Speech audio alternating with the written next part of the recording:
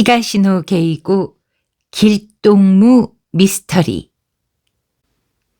코믹 추리 소설집 살인 현장은 구름 위에 실려 있는 작품 중 한 편입니다.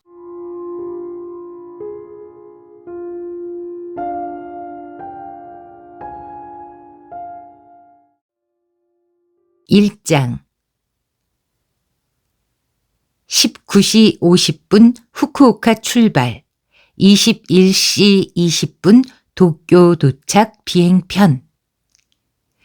그 남자가 비행기에 올라탔을 때 신일본 항공 승무원 에이코, 즉 하야세 에이코는 어머나 하는 표정으로 남자의 얼굴에 시선을 고정했다.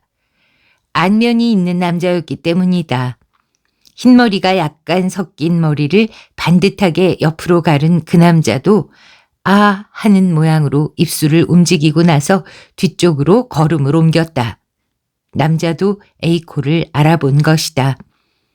승객 전원이 탑승을 완료한 후 에이코는 동료인 비코에게 도미야의 주인이 탔다고 귀옛말을 했다. 뭐? 그 유명한 과자가게 도미야 주인 말이야? 어디 앉았는데? 비코가 주위를 두리번거렸다. 왼쪽 뒤에서 두 번째 자리, 회색 양복 입은 남자. 에이코가 가리키는 쪽을 본 비코가 어머 그러네 하고 중얼거렸다. 근데 어쩐지 기운이 없어 보이는데? 가게 매상이 시원치 않아서 그런가? 설마 그렇겠어? 그렇게 장사가 잘 되는데. 피곤한 모양이지. 그러고서 에이코는 웃었지만 아닌 게 아니라 남자의 표정에서 생기가 느껴지질 않았다. 도미야는 후쿠오카 시내에 있는 전통 과자 가게다. 단순히 과자만 파는 가게가 아니라 안쪽에 있는 다실에서 말차까지 맛볼 수 있는 곳이다. 다도에 관심이 있는 에이코는 후쿠오카에 머무는 날이면 종종 비코와 함께 그 가게를 찾곤 한다. 말차를 싫어하는 비코는 전통 과자를 주로 먹었지만 아무튼 그런 사연으로 그녀들은 가게 주인과 안면이 있었다. 무사히 후쿠오카 공항을 이륙한 비행기가 어느덧 수평 비행에 들어갔다. 승객들에게 사탕을 나눠주면서 통로를 지나가던 에이코는 과자가게 주인 앞에 이르자 여행 가세요? 라고 슬쩍 말을 걸어보았다. 멍하니 창밖을 바라보던 과자가게 주인이 화들짝 놀란 듯이 등을 쭉 펴고 그녀를 보았다. 아니요. 그는 고개를 저은 후 손에 쥐고 있던 손수건으로 이마를 훔쳤다. 대학 동창회가 있어요. 도쿄에서 대학을 나왔거든요. 그 말에 에이코는 고개를 끄덕이고 나서 동창회가 오늘 저녁인가요? 하고 또 물었다.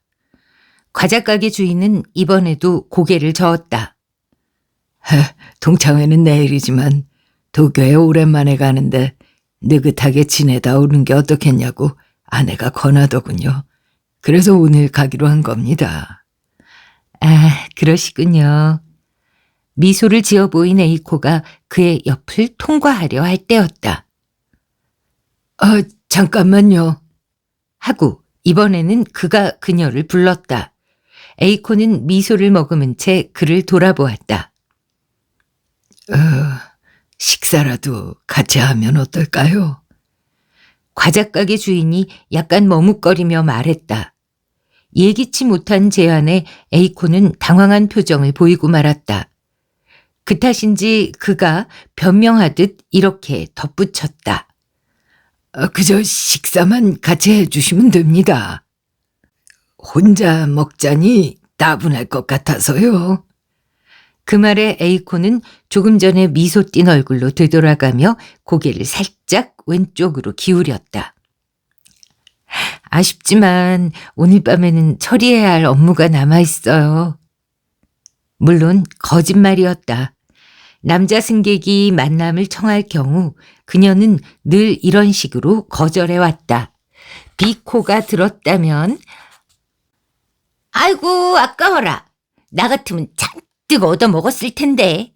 라고 말할 테지만 아, 예. 그렇다면 할 수 없죠, 뭐. 그는 다소 아쉬운 듯이 웃어 보이더니 다시 창밖으로 눈길을 돌렸다. 그 여벌굴이 에이코의 눈에는 그녀에게 식사를 청한 걸 후회하고 있는 것처럼 보였다. 그녀가 과자가게 주인과 대화를 나누는 동안 미코는 잡지와 신문을 들고 비행기 앞쪽 통로를 걸어가고 있었다. 저기요. 서른이 좀 안 되어 보이는 여자가 그녀에게 말을 걸었다. 눈이 커다랗고 머리가 긴 여자는 햇볕에 살짝 그을린 피부 때문에 큰 눈이 한층 강조되어 보였다. 하마마스초에 호텔이 있을까 모르겠네요. 여자가 물었다. 하마마스초는 공항에서 출발하는 모노레일의 종점이다. 비코는 잠시 생각하다가 있다라고 대답했다. 그리고 S호텔의 이름을 말해주었다. 비코 자신은 이용해 본 적이 없지만 친구가 그 호텔에 묵었다고 했던 기억이 떠올랐던 거다. 그래요? 그럼 나도 거기 묵을까? 여자가 마치 혼잣말처럼 중얼거리더니 다시 비코를 올려다보며 고맙다고 인사했다. 그런 일이 있은 후 에이코와 비코는 갤리에서 마주쳤지만 두 사람 다 조금 전에 있었던 일을 말하지 않았다. 갤리는 비행기 주방입니다. 늘 그렇듯이 비코가 있잖아, 오늘 저녁에는 뭘 먹으러 갈까? 하고 먹는 얘기를 꺼냈을 뿐이었다. 비행기는 하네다 공항을 향해 순항했다. 2장 S호텔은 JR선 하마마스초역과 시바공원의 딱 중간에 있었다. 오래된 7층짜리 건물로 벽돌 새긴 벽면은 칙칙하게 색이 발해 있다. 프런트는 2층. 프런트 앞에 있는 로비나 천장에 매달려 있는 샹들리에도 꽤나 구닥다리다. 그래도 공항에서 오는 손님이 매일 밤 몇 명씩은 묵는다. 그런 S호텔에서 변사체가 발견된 것은 에이코와 비코가 후쿠오카발 도쿄행 비행기를 탄 다음 날의 일이었다. 마음을 좀 가라앉히고 처음부터 다시 말해봐요. 경시청 수사일과의 가사인은 아직 앳된 티가 남아있는 호텔보이의 얼굴을 똑바로 바라보며 말했다. 사건이 발생한 바로 그 방 앞에서였다. 옆에서는 관할서 형사가 메모할 준비를 하고 있었다. 밝은 빨간색 유니폼을 입은 나가모토라는 보이는 그러니까 하고 또 한 번 침을 꿀꺽 삼켰다. 그게 시간이 지났는데도 손님이 좀처럼 체크아웃을 안 하니까 과장님이 저더러 가서 상황을 살펴보라고 했거든요. 과장이라면 다카노 씨를 말하는 거죠? 가사인은 윤곽이 뚜렷한 얼굴을 보이 옆에 서 있는 깡마른 남자에게로 향했다. 그가 바로 프런트 과장인 다카노다. 저희 호텔은 체크아웃 시간이 11시입니다. 다카노가 깔끔하게 빗질한 머리를 살짝 숙이며 말했다. 점심때가 다 됐는데도 514호실, 520호실 손님이 내려오질 않아서요. 방으로 전화를 해봤죠. 그런데 어느 쪽도 받지를 않더군요. 그래서 나가모토 군에게 어떤 상황인지 가서 보고 오라고 했습니다. 나가모토 씨는 먼저 514호실부터 갔고요. 가사이의 말에 보이가 고개를 끄덕거렸다. 노크를 했는데도 아무 반응이 없어서 제가 먼저 문을 열었죠. 그리고 나서 시신을 발견했나요? 보이가 계속 고개를 끄덕였다. 설마 그런 일이 일어났을 줄은 꿈에도 몰랐어요. 그렇겠죠. 가사이는 앞에 있는 방문을 가리켰다. 문은 잠겨 있었나요? 아니요, 잠겨 있질 않았어요. 가사이는 고개를 끄덕인 후 다시 한번 문 손잡이 주위를 살펴보았다. 요즘 호텔치고는 드물게 오토 도어락이 아니었다. 자, 그럼 문을 연 이후의 상황도 설명해 주시죠. 나가모토는 또 침을 꿀꺽 삼키고 나서 다시 천천히 이야기를 시작했다. 그의 증언에 따르면 문을 여는 순간 실내 분위기가 이상하다고 느꼈다. 점심때가 다 됐는데 커튼이 모두 닫혀 있었던 것이다. 짐은 전혀 정리되어 있지 않았고 출입문 바로 왼쪽에 있는 욕실은 불이 켜진 채 문이 열려 있었다. 나가모토는 손님이 외출했다가 아직 돌아오지 않았나 보다 생각했다. 그리고 나서 혹시나 싶어 욕실을 들여다봤는데 거기에 사체가 나동그라져 있었다. 그것도 2구씩이나. 기겁을 한 나가모토는 가까스로 전화기가 있는 곳까지 가서 프런트에 사건을 알렸다. 가사이가 이번에는 프런트 과장에게로 시선을 옮겨 물었다.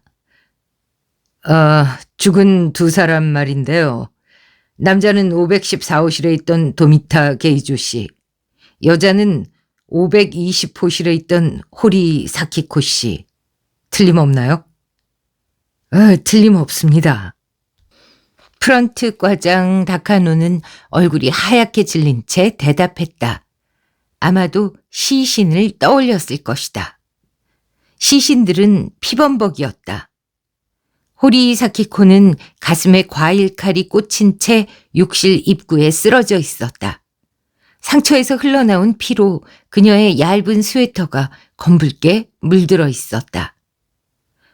도미타 게이조는 욕조에 기대듯이 숨져 있었다. 욕조에는 물이 가득 차 있었는데 그 물 역시 붉게 물들어 있었다. 그의 왼쪽 손목이 동맥이 절단된 채 물속에 잠겨 있었기 때문이다. 두 사람 모두 어젯밤에 체크인했다면서요? 형사 가사이가 다카노에게 물었다. 그렇습니다. 비슷한 시간에 체크인한 걸로 기억합니다. 같이 온 건 아니고요. 네, 같이 오지는 않았습니다. 그리고 도미타 씨는 사전에 예약을 하셨지만 호리 씨는 예약하지 않고 바로 왔습니다. 두 사람이 같이 있는 모습은 보지 못했습니까? 그 질문에 프런트 과장은 고개를 갸웃하면서 글쎄요 하고 대꾸했다. 사이드 테이블 위에 커피잔이 2개 놓여 있던데 그건 이 호텔 물건입니까? 1층에 브릭이라는 카페가 있습니다. 거기에 룸서비스를 부탁한 게 아닐까 싶습니다. 그렇군요. 다카노와 나가모토에 대한 참고인 조사가 일단락되자 가사이는 방으로 돌아왔다. 그때 도수 높은 안경을 낀 감식반 요원이 가사이에게 다가와 말했다. 남자 쪽 손목 말인데요. 이 상처로 보건대 여자를 찔렀던 칼로 그은 것 같더군요. 다른 흉기는 발견되지 않았고요. 그렇다면 남자의 손목을 긋고 나서 그 칼로 여자를 찔렀다는 얘긴데. 그런 것 같습니다. 칼을 조사해 보면은 좀 더 확실한 걸 알게 될 겁니다. 정황으로 보면 남자 쪽은 자살인데 말이야. 해부 결과를 봐야겠죠. 여자에 대해서는 아직 뭐라고 말하기 힘듭니다. 육안으로 보기에는 타살 가능성이 짙지만 스스로 찌를 수 없는 위치도 또 아니라서요. 양쪽 모두 자살이라면은 동반 자살로 봐야겠구만.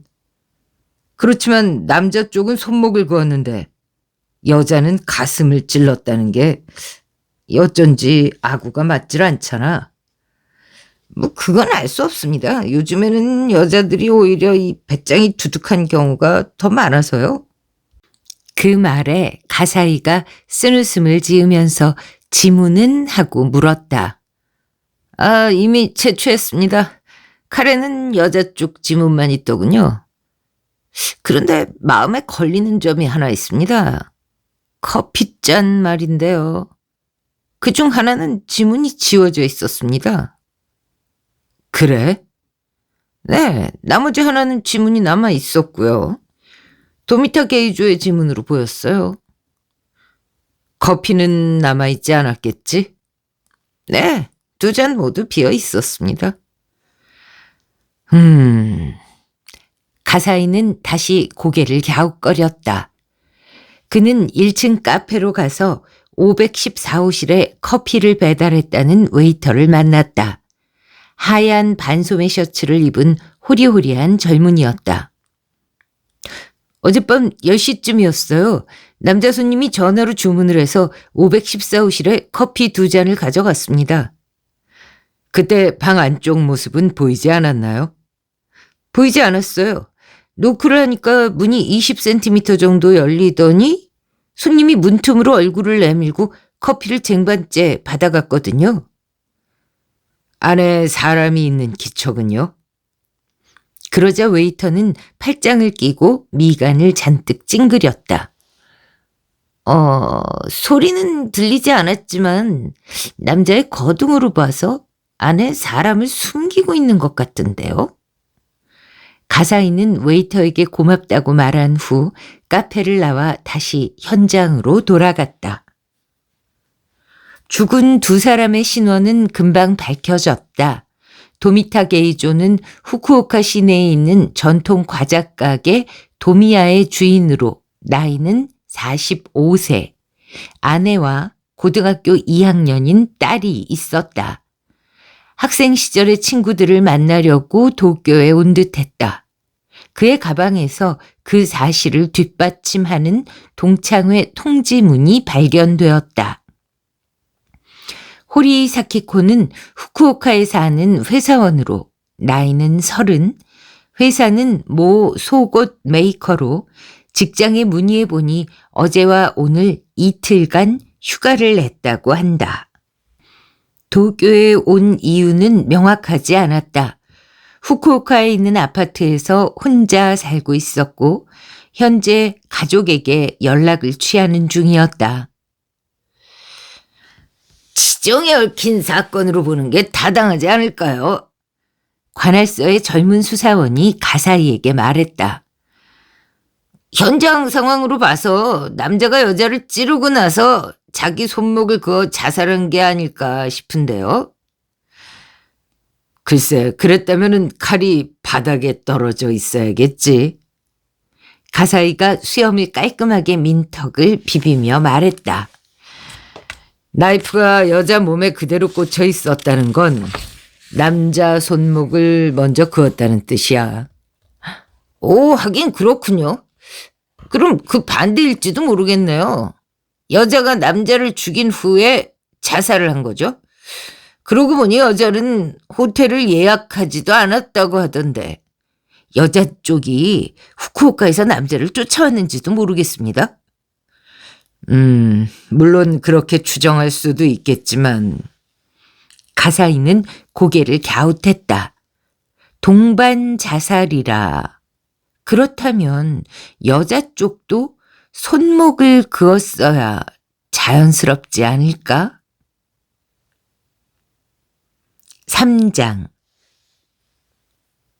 그날 밤 소파에 앉아 텔레비전을 보고 있던 A코와 B코는 S호텔 사건이 뉴스에 나오자 자리에서 벌떡 일어났다. 아니, 도미야 주인이? 소리친 쪽은 A코였다. 그녀로서는 어제 그를 만난 참이라 더 놀라웠을 것이다. 하지만 그 직후 B코가 A코보다 한 톤 높은 목소리로 믿을 수 없다고 외쳤다. 텔레비전 화면에 죽은 여자의 얼굴이 비치고 있을 때였다. 나 저 여자도 알아. 어제 후쿠오카에서 오는 비행기에 탔었거든. 나한테 말을 걸었어서 기억한다고. 이를 어째? 어우, 끔찍하다. 그럼 둘이서 같은 비행기를 탔다는 얘기잖아? 에이코는 앵커의 멘트에 귀를 기울였다. 앵커에 따르면 경찰에서는 두 사람의 관계를 확인하는 데에 힘을 쏟고 있다고 한다. 치정에 얽힌 사건으로 보는 견해가 우세한 듯 했다. 하지만 두 사람이 약속하고 도쿄에 온 건 절대 아니야. 텔레비전을 끈 후 에이코가 말했다. 실은 어제 도미야 주인이 나한테 식사를 같이 하자고 했거든? 만약 여자하고 같이 왔다면 그럴 리가 없잖아. 그러니까 도미야 주인은 실제로 동창회에 참석하러 왔던 게 맞고 여자 쪽에서 그를 쫓아왔던 거 아니겠어? 하지만 같은 비행기에 애인이 탔다는 사실을 모를 수가 있을까? 대합실에서 얼굴이 마주쳤을 가능성도 있잖아.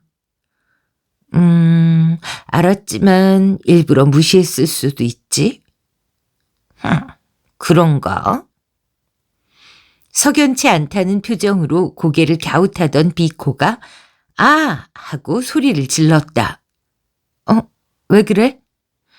이제야 생각이 났는데 비행기에서 그 여자가 나더러 하마마스초에 호텔이 있느냐고 물었어. 만약 도미야 주인을 뒤쫓아왔다면 그런 걸 물어봤을 리가 있겠어? 그러네. 그래서 너는 뭐라고 대답했어? 물론 있다고 했지. S호텔 이름을 정확히 알려주면서. 거기까지 말하고 그녀가 하품이라도 하듯이 입을 쩍 벌렸다. 그러네. 내가 알려줘서 그녀가 S호텔에 묵은 거야. 에이코가 미간을 찌푸리고 생각에 잠겼다. 만약 그게 사실이라면? 무슨 말이야, 사실이라니까.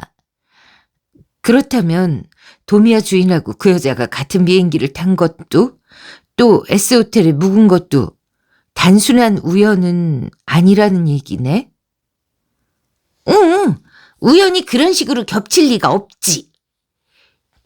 비코는 고개를 두세 번 가로저었다. 그럼 그럴 수는 없어.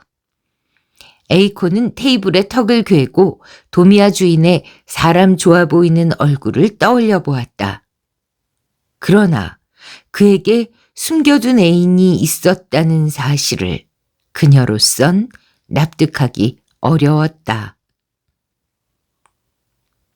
사건 발생 다음 날 에이코가 비행을 마치고 객실 승무원실로 돌아와 보니 형사 둘이 그녀를 기다리고 있었다.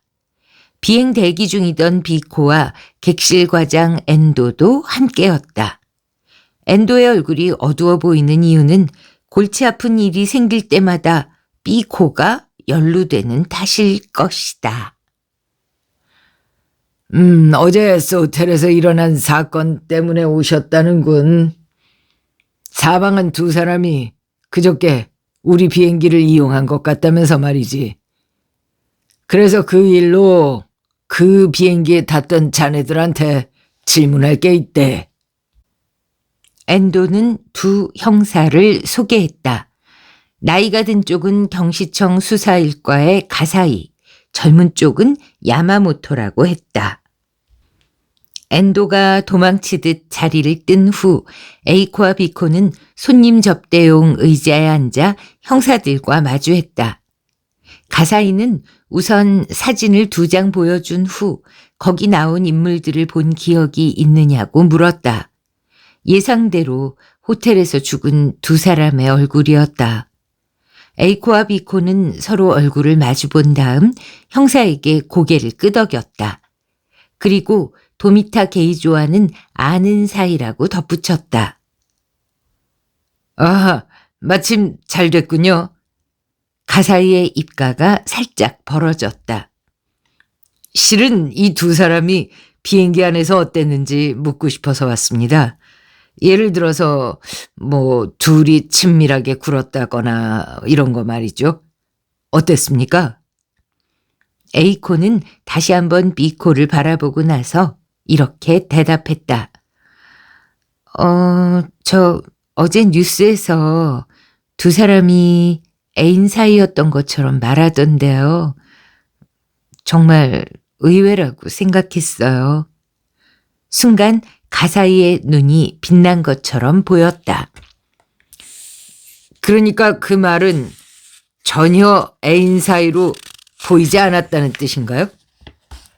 네, 애인처럼 행동하기는커녕 자리도 서로 떨어진 데다 말 한마디 나누는 모습을 보지 못했거든요. 그럼 완전히 남남처럼 보였단 말이죠? 그랬어요. 게다가 뭐죠? 에이코는 비행기에서 도미타가 자신에게 저녁을 같이 먹자고 제안했던 일을 형사에게 말했다. 적어도 도미타 쪽은 여자와 함께 여행한다는 의식이 없었다는 말을 전해주고 싶었던 거다. 그리고 말이죠. 형사들이 에이코의 말에만 귀 기울이는 걸 보고 자신도 질 수 없다고 생각했는지 미코가 끼어들었다. 물론 그녀의 증언은 호리 사키코가 호텔에 대해 물었다는 그 내용이었다. 그러니까 그녀가 S호텔을 묵은 건 전적으로 우연이었다고 생각합니다. 비코가 콧구멍을 벌름거리며 말했다. 가사이는 그 얘기에도 상당히 흥미가 있는 눈치였다. 그렇군요. 두 분 얘기로 유추해봐도 그 두 사람이 애인 사이였다고는 생각하기 어렵겠군요. 형사님도 그 점에 의문을 품으셨나요? 에이코가 물었다. 아까부터 형사의 질문에서 그런 느낌이 묻어났기 때문이다. 그녀의 예상대로 형사는 고개를 끄덕이면서 부자연스러운 점이 많아서요. 하고 대답했다. 특히 그 호리 사키코라는 여자 주변을 조사해보고 그렇게 느꼈습니다. 특정 남성하고 교제했던 흔적이 아예 없더라고요. 도쿄에 온 이유도 은사의 장례식에 참석하려는 목적인 듯 했습니다. 그녀의 소지품에서 염주도 나왔고요. 그렇다면 호리 사키코가 도미타를 쫓아왔을 가능성도 없었다고 봐야 한다. 도미타 부인은 뭐라고 하던가요? 에이코의 질문에 가사이는 사뭇 의외라는 표정을 보였다. 에이코의 말투가 사건에 관심을 가진 듯이 느껴졌기 때문일 것이다. 그녀는 살짝 미소를 지으며 아니, 그게 사실 저희가 도미아에 자주 가기 때문에 부인하고도 안면이 있거든요. 그리고 그 부부를 떠올리면 주인 아저씨한테 애인이 있었으리라고는 생각하기 힘들어서요. 라고 설명했다. 가사이는 하고 수긍하는 듯한 입모양을 했다. 아닌 게 아니라 도미타 게이조 씨 주변 사람들한테 들으니까 부부 사이가 아주 좋아서요. 도미타 씨가 바람을 피웠을 것 같지는 않다고들 하더라고요. 다만 부인 얘기로는 남편이 바람을 피운다는 걸 어렴풋이 눈치채고 있었답니다. 부인이 알고 있었다고요? 에이코와 비코는 다시 얼굴을 마주 보았다. 몇 번이나 도미아에 갔었지만 부부 사이에 찬바람이 분다고 느낀 적은 단 한 번도 없었기 때문이다. 형사가 고개를 끄덕였다. 어제 부인한테서 직접 들었습니다. 남편한테 애인이 있는 것 같았다고요. 그런데 도미타 씨가 조만간 애인하고 헤어지겠다고 약속을 했답니다. 상대 쪽에서 받아들일지는 알 수 없다고 단서를 달긴 했지만요. 그럼 헤어지자고 했다가 잘못돼서 동반 자살을 했다는 얘긴가요? 무심코 말이 튀어나왔다는 듯이 비코가 물었다. 그렇게 볼 수 있겠죠. 하지만 좀 전에도 말씀드렸듯이 도미타 씨와 호리 사키코 씨가 애인 사이였다고 단정하기에는 의문점이 너무 많습니다. 4장. 다음 날은 A코와 B코가 모두 쉬는 날이었다. 오랜만에 쇼핑이라도 하러 가기로 했었는데 아침이 되자 A코가 다른 제안을 했다. S호텔에 가자고? 토스트를 입안 가득 우물거리면서 B코가 되물었다. 상황을 좀 보고 올까 싶어서 말이야. 그 사건 때문에? 웬일이래? 네가 호기심을 다 보이고. 원래 그런 일은 내 전매 특허잖아. 무슨 바람이 분 거야? 바람은 무슨, 어쩐지 마음에 걸려서 그래. 그날 도미타 씨가 나한테 저녁 먹자고 했잖아. 만약 내가 승낙했다면 상황이 달라졌을지도 모르니까. 아니, 분명 달라졌을 거라고 에이코는 속으로 생각했다. 아마 도미타 씨가 죽는 일도 없었을 것이다. 그렇게 말하니까 나도 괴롭네. 비코가 토스트를 꿀꺽 삼킨 뒤 살짝 한숨을 쉬었다. 호리 사키코 씨한테 S호텔을 가르쳐준 사람이 바로 나잖아. 유족이 알면 얼마나 원망스럽겠어. 그러니까 가서 좀 보자는 얘기야. 어쩌다가 승객 둘이 한 방에서 죽었는지 단서를 잡을 수 있을지도 모르잖아. 그래, 그러자. 비코가 천천히 고개를 끄덕였다. 그러면서 그녀는 또 토스트로 손을 뻗었다. 호텔 종업원에게 얘기를 듣자면 아무래도 손님인 편이 유리하겠다 싶어 두 사람은 트윈룸을 하나 예약했다. 프런트 직원은 머리를 단정하게 옆으로 가른 그야말로 호텔맨 분위기의 아담한 남자였다. 이 호텔에서 며칠 전에 동반 자살 사건이 있었다면서요? A코가 숙박계에 사인을 하는 동안 B코가 넌지시 물어보았다. 프런트 직원은 얼굴 근육 하나 움직이지 않았다. 아마도 입단속을 시켰을 것이다. 그 후에 밝혀진 게 있나요? B코는 아랑곳하지 않고 그를 물고 늘어졌다.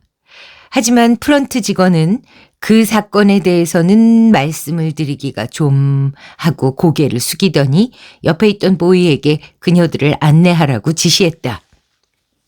두 사람은 일단 물러설 수밖에 없었다. 안내된 객실은 616호실이었다. 보이의 안내에 따라 둘은 엘리베이터를 탔다. 손님들 혹시 잡지사에서 나오셨어요? 6층 버튼을 누른 후 보이가 물었다. 프런트에서 그들이 나누는 대화를 들었던 모양이다. 아, 그런 게 아니라 돌아가신 분하고 조금 아는 사이라서요. 대답하면서 에이코는 시신을 발견한 사람이 호텔 보이였다는 사실을 떠올렸다. 혹시 그쪽이 시신을 발견했다는... 에이코의 말에 보이는 해맑은 미소를 지으며 네, 맞아요. 나가무토라고 합니다. 그날은 얼마나 놀랐는지 몰라요. 라고 대꾸했다. 그러고 있는 와중 엘리베이터가 6층에 도착했다. 돌아가신 분들이 여기 묵었을 때 얘기를 나눈 적이 있나요? 보이를 따라 걸으면서 비코가 물었다. 뭐 안내할 때 뭔가 말을 했겠지만요. 기억이 나지는 않습니다. 그럼 체크인 이후로 시신이 발견될 때까지 두 사람을 본 일이 없었다는 얘기군요. 에이코가 묻자 종업원은 고개를 끄덕하고 나서 그렇다고 답했다. 다만 여자 손님 모습은 얼핏 본 기억이 있어요. 아마 5층 엘리베이터 홀에서였던 것 같은데요. 쓰레기통에서 뭔가를 줍는 것 같더라고요. 쓰레기통에서요? 네. 저한테는 그렇게 보였다 그런 뜻이에요. 그때 제가 계단을 뛰어내려가던 참이라서 잘못 봤을 수도 있고요. 아무튼 쓰레기통 앞에 서 있었거든요. 나가모토의 말투가 신중했다. 그러나 에이코는 그가 착각하지 않았을 거라는 느낌이 들었다. 그리고 만약 호리 사키코가 쓰레기통에서 뭔가를 주었다면 문제는 그게 무엇이었냐는 것이었다. 나가모토가 안내해준 방은 구석이기는 해도 짜임새 있게 꾸며진 트윈룸으로 창문으로 도쿄타워가 곧장 내다보였다. 에이코는 욕실을 들여다보았다. 양변기가 놓여있고 그 안쪽으로 욕조가 있었다. 도미타는 왼쪽 손목을 욕조에 담근 채 호리 사키코는 가슴에 칼이 꽂힌 상태로 쓰러져 있었다는데 그 정확한 위치는 잘 모르겠지만 남녀가 동반 자살할 장소로 선택하기에는 어울리지 않는 느낌이었다. 나 같으면 이런 데서 죽지 않겠어. 미코가 말했다. 까딱하다가 변기에 얼굴이라도 쳐박으면 꼴사납잖아. 얘는 더럽게. 그건 그렇고 우리 514호실에 가볼래? 미코가 제안했다. 그래, 현장 검증부터 해야지. 에이코도 동의해서 둘은 방을 나섰다. 하지만 말이 현장 검증이지 객실 안으로 들어갈 수조차 없었다. 결국 사건이 발생한 방문 앞에서 서성거리는 게 전부였다. 그런데 그때 갑자기 방문이 열렸다. 깍 소리를 지르면서 미코가 에이코를 부둥켜 안았다. 승무원분들이시군요. 그녀들과는 대조적으로 차분히 모습을 드러낸 사람은 경시청의 형사 가사이였다. 승무원들이 탐정 일도 겸해서 합니까? 커피를 한 모금 마시고 나서 가사이가 물었다. 그의 권유로 세 사람은 1층에 있는 카페 브릭으로 자리를 옮긴 참이었다. 에이코와 비코는 고개를 숙인 채 빨대로 주스만 빨아올렸다. 뭐 그렇게 긴장하실 거 없습니다. 그보다 실은 그날 밤 도미타 씨가 이 카페에 커피 2잔을 방으로 가져다 달라고 주문을 했어요. 그리고 현장에는 빈 커피잔 2개가 테이블에 놓여 있었고요. 근데 웬일인지 잔 하나에는 도미타 씨 지문이 묻어 있는데 나머지 하나에는 지문이 없이 말끔히 닦여 있었단 말입니다. 지문이요? 에이코가 고개를 들며 반문했다. 네, 이상한 일 아닙니까? 이 카페 종업원의 지문조차도 남아있질 않으니 누군가 닦아냈다고 볼 수밖에 없거든요. 지문을 닦아냈다는 얘기를 들었을 때 에이코의 머리에 맨 먼저 떠오른 생각은 역시 타살이 아닐까 하는 것이었다. 범인이 지문을 없애고 도주하는 일은 추리소설에서는 흔하디 흔한 장치로 쓰이는 거니까. 하지만 현재까지는 호리 사키코 씨하고 도미타 씨가 동반 자살했다고 보는 견해가 유력합니다.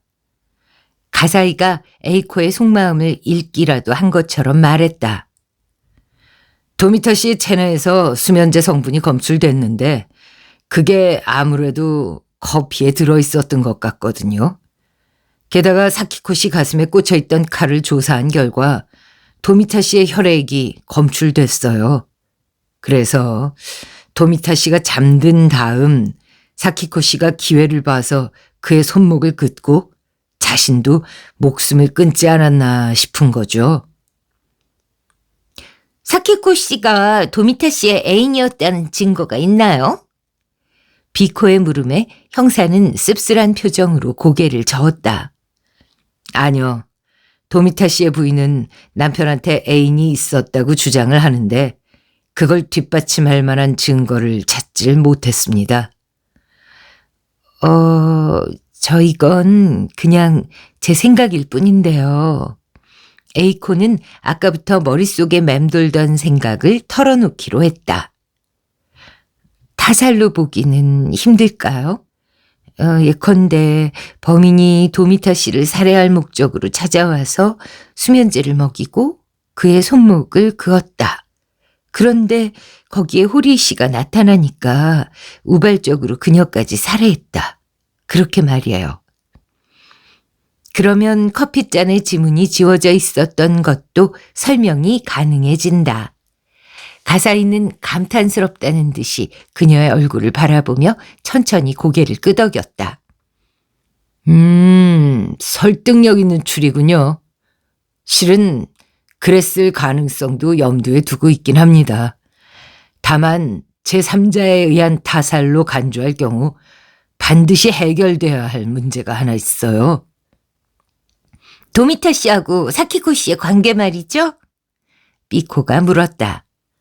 네, 그렇습니다.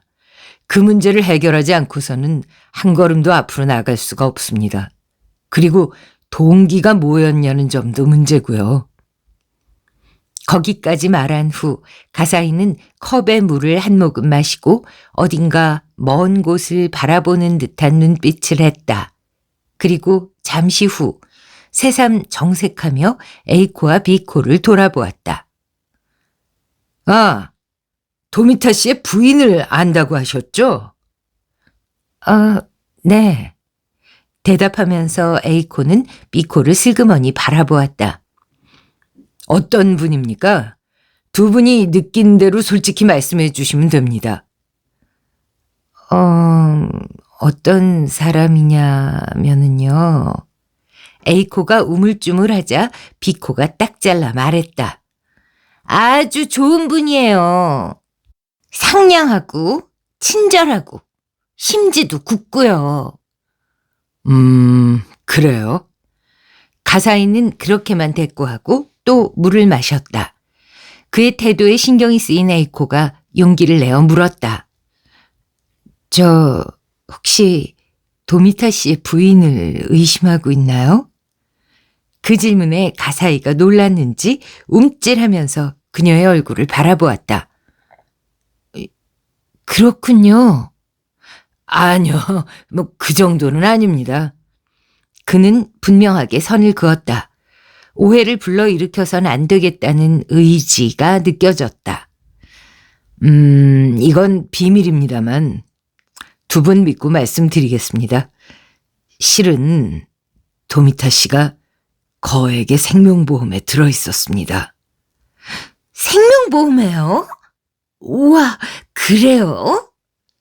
비코는 그제야 납득이 간다는 듯이 짝 손뼉을 쳤다. 그 부인이 그 보험금을 받도록 돼 있는 모양이군요. 그래서 의심하는 거구나. 에이코가 형사의 얼굴을 보니 그도 긍정하는 눈빛이었다. 3억엔이나 됩니다.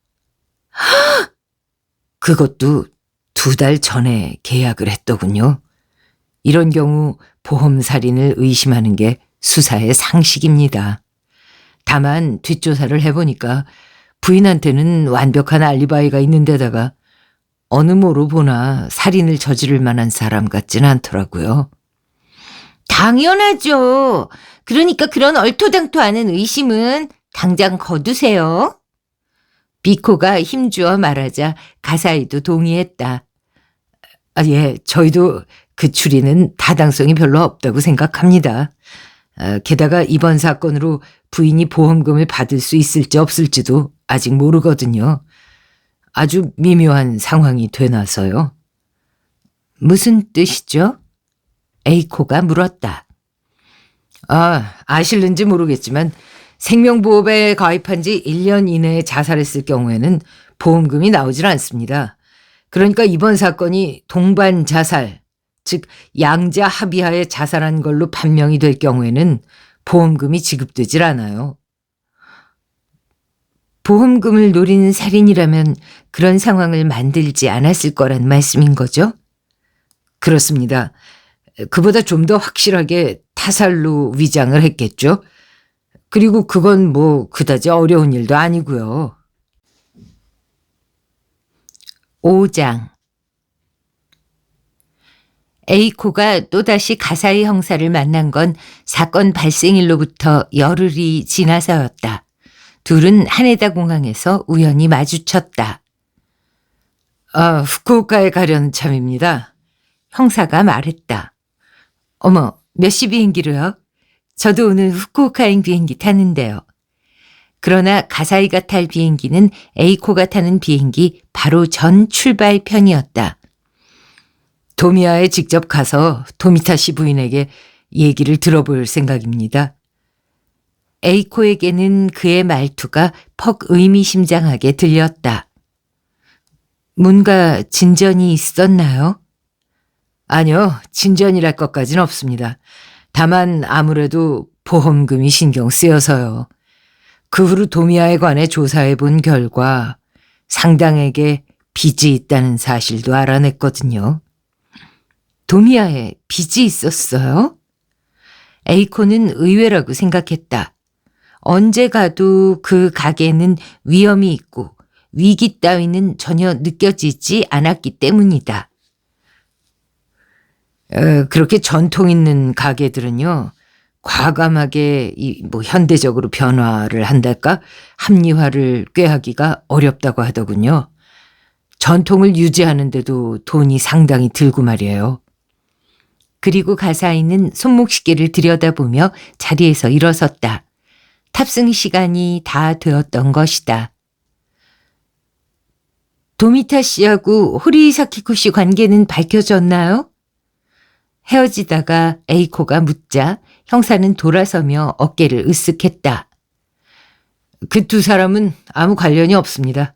생판 남남이었다는 얘기죠. 가사이가 탄 비행기 바로 다음 편으로 에이코와 비코도 후쿠오카에 도착했다. 그날 밤은 후쿠오카에서 묵을 예정이었다. 다시 말해 느긋하게 시내 구경을 할 수 있다는 얘기였다. 하지만 둘은 도미야로 직행하기로 했다. 가사이가 무슨 얘기를 했는지 듣고 싶기도 했고 에이코 자신도 도미타의 부인에게 확인하고 싶은 일이 있었기 때문이다. 그녀의 이름은 사나에라고 했다. 확인하고 싶은 일이 뭔데? 응? 좀 가르쳐 주면 어때서 그래? 에이코를 따라 나선 비코가 뾰로통한 얼굴로 물었다. 에이코 혼자만 뭔가를 아는 것 같아 기분이 상한 것이다. 그게 호리사키코 씨가 쓰레기통에서 주웠다는 거 말이야. 그걸 알아냈단 말이야? 그게 뭔데? 그건 도미야에 도착한 다음에 알려줄 테니까 기대해. 뭐야, 젠치하고 치사하게. 안 그래도 동그란 비코의 얼굴이 더욱 동그래졌다. 도미야는 좁은 골목을 사이에 두고 오래된 집들이 쭉 늘어선 곳에 있었다. 두 사람이 들어서자 기모노 차림의 도미타 사나이가 안에서 나와 얼굴 가득 상냥한 미소를 지어 보였다. 어서 와요. 오랜만이네요. 도무지 열흘 전에 남편을 잃은 아내 같지 않은 목소리로 그녀가 말했다. 비코가 그녀를 심지가 굳은 사람이라고 표현했는데 정말 딱 맞는 말이라고 에이코는 생각했다. 도미야가 지금까지 굳건한 것도 그녀의 덕분일 것이다. 저 사장님 일 얘기 들었어요.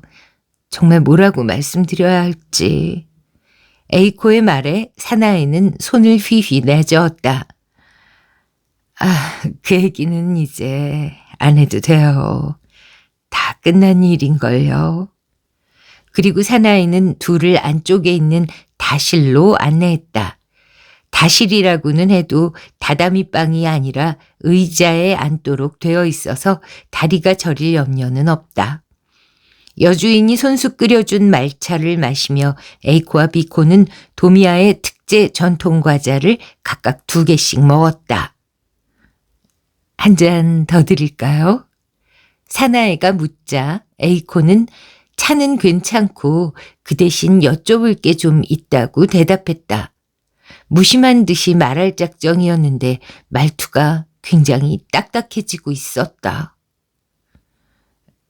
혹시 오늘 경찰이 찾아오지 않았나요? 사나이의 표정에는 거의 변화가 없었다. 여전히 상냥한 눈길로 A코를 바라보면서 평온하게 말했다. 아는 분인가요? 네, 이번 사건으로 얘기를 나눌 기회가 있었어요.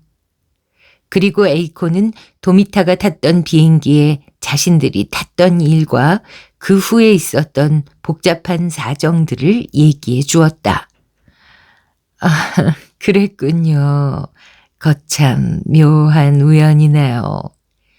사나의 얼굴에는 여전히 미소가 드리워 있었다.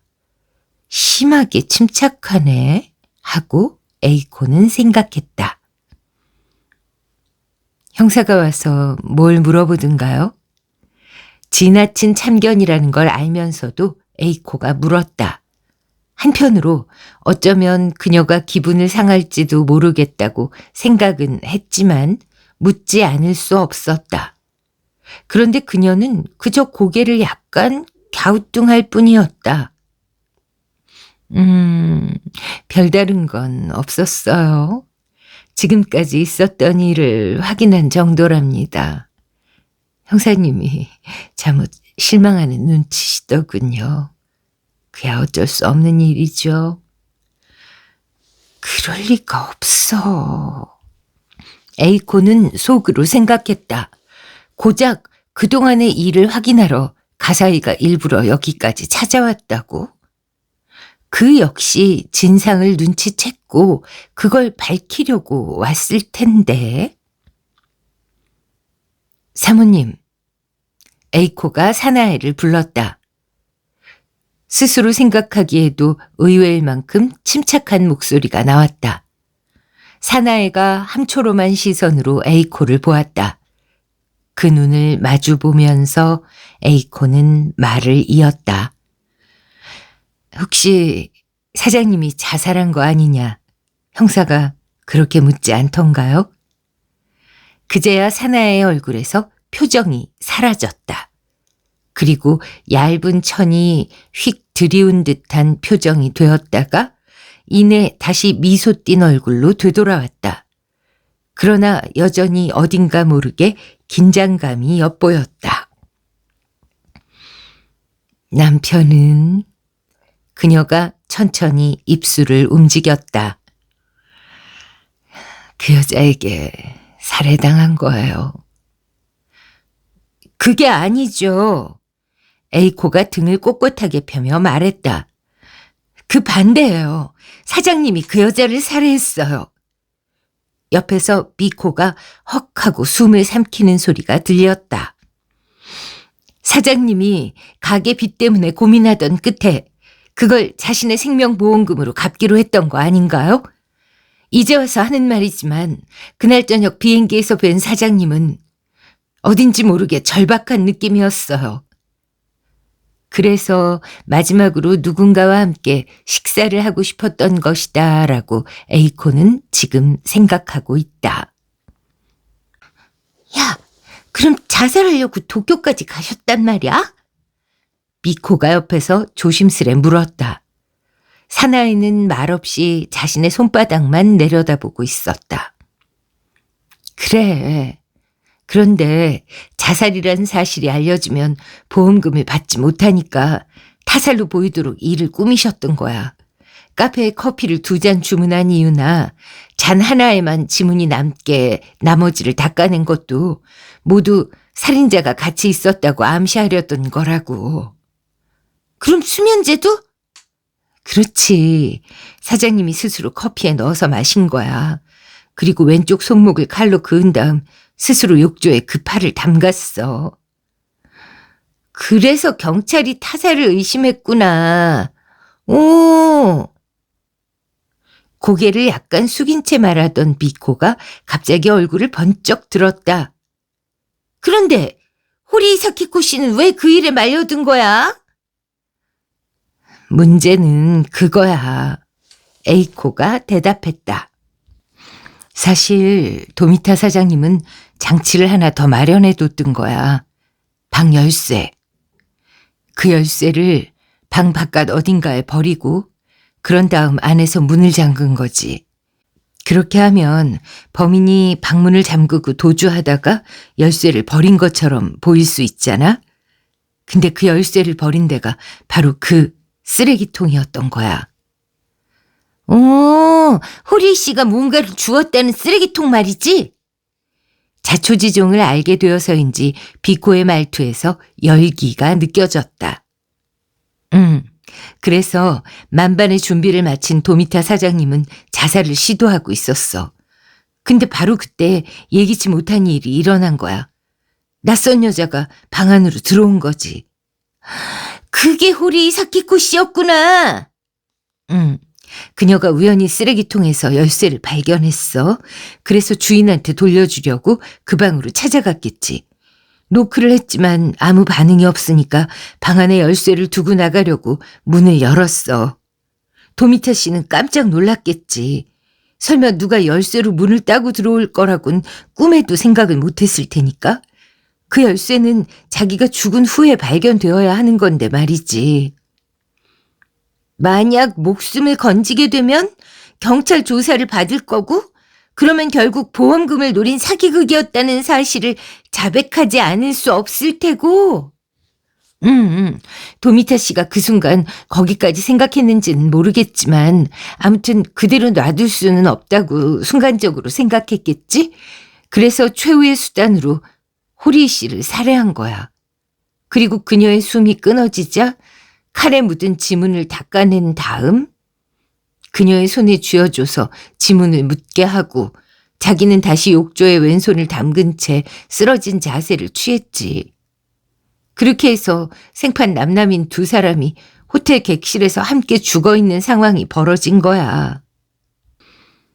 이야기를 마친 에이코는 사나이의 눈치를 살폈다. 그녀는 여전히 자신의 가느다란 손가락만 물끄러미 내려다보고 있었다. 마치 두 젊은 여자 사이에 오간 대화를 자신은 듣고 있지 않았다는 듯이. 물론 그럴 리는 없었다. 에이코는 숨을 고른 후 어떻게 생각하세요? 하고 물어보았다. 사장님은 자살하신 게 아닐까요? 그러자 사나이가 오른손을 쓱 움직여 하나로 모아 올린 자신의 머리를 쓰다듬었다. 뭐라고 말을 꺼내야 할지 망설이는 것처럼 보였다. 남편의 유서가... 마침내 그녀가 입을 열었다. 남편의 유서가 남편의 시신이 발견된 날 아침에 우편으로 날아왔어요. 집을 나선 직후에 속달로 보냈던 것 같아요. 자살한 이유는 설명드리지 않아도 되겠죠? 사나의 기에 압도된 에이코가 고개를 끄덕였다. 저는 그 여자가 어떻게 죽었는지는 모릅니다.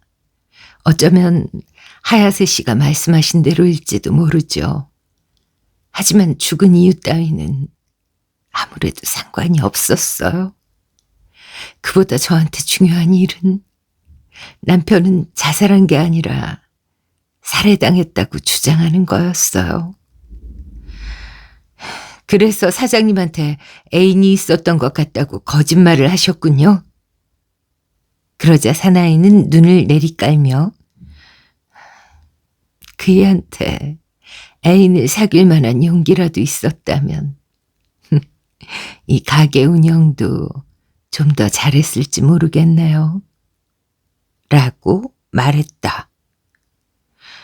가사이 형사도 그 점을 눈치챈 거죠? 네, 그분도 거기 앉아서 긴 시간 사건의 진상을 설명해 주셨어요. 그리고 내일도 오신다고 하셨죠. 어쩌면 모레도 오실지 몰라요. 그런데도 부인은 유서에 대해 입을 다물 작정이신가요? 사나이가 입가에 씁쓸한 미소를 머금었다. 물론입니다. 남편이 목숨을 버리면서까지 지키려고 한 도미아인걸요.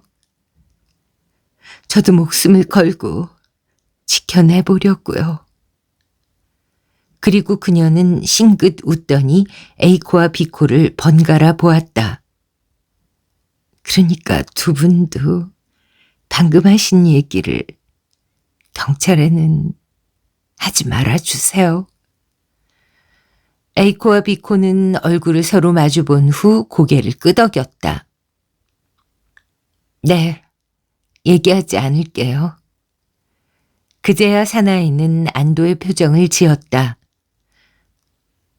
말차 한 잔 더 드시겠어요? 네, 감사합니다. 에이코는 자세를 반듯하게 고쳐 앉았다.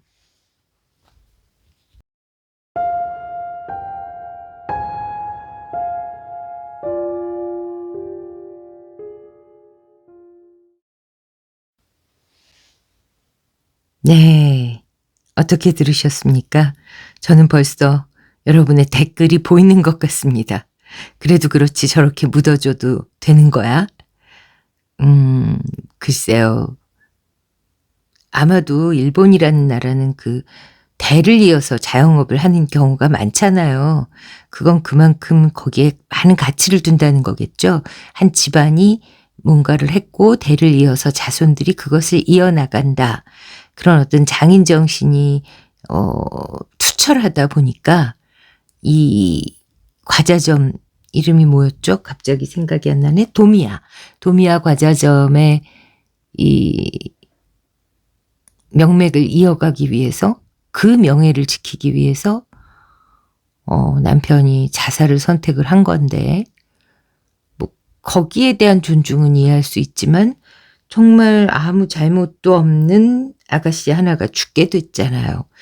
그 부분에 대해서는 죗값을 치르는 게 맞는 것 같은데 이미 죽었다는 거에서 용서가 된다는 걸까요? 네, 아무튼 겉으로는 코믹 추리를 표방하고 있고 마치 시트콤 한 편을 낭독하는 기분으로 제가 읽고 있는 이 살인 현장은 구름 위라는 작품집 속에 길동무 미스터리 소개해 드렸는데요. 여러분 각자 다양한 의견 가지실 것 같다는 생각이 드네요. 네, 댓글로 의견 주시고요. 또 스포 싫어하시는 분들이 있으니까 스포를 하실 때는 이렇게 엔터 치셔가지고 밑으로 내려가지고 안 보이게 해서 쓰시면 되는 거 알고들 계시죠? 네, 여러분의 다양한 의견 듣고 싶습니다. 그 외에도 좋아요도 간절히 원합니다. 구독도요, 또 알림 설정, 공유, 그리고 하이프, 쿠팡을 포함한 다양한 쇼핑몰에 그 링크를 타고 들어가셔서 제품 구입해 주시는 것까지요. 네. 영상에 가끔 올라오는 바로 그 제품을 꼭 구매하셔야 되는 게 아니고요. 아무거나 링크 타고 들어가셔서 그 쇼핑몰 안에서 원래 구매하려고 하셨던 물품 고르시면 되겠습니다. 그러면 알고리즘이 잘 알고 안잡이 타고 왔네. 안잡이한테 수수료를 나누어 주자. 이렇게 되거든요. 네, 그럼 편집비에 제작비에 큰 도움이 됩니다. 부탁드릴게요. 그럼 물러가겠습니다. 감사합니다.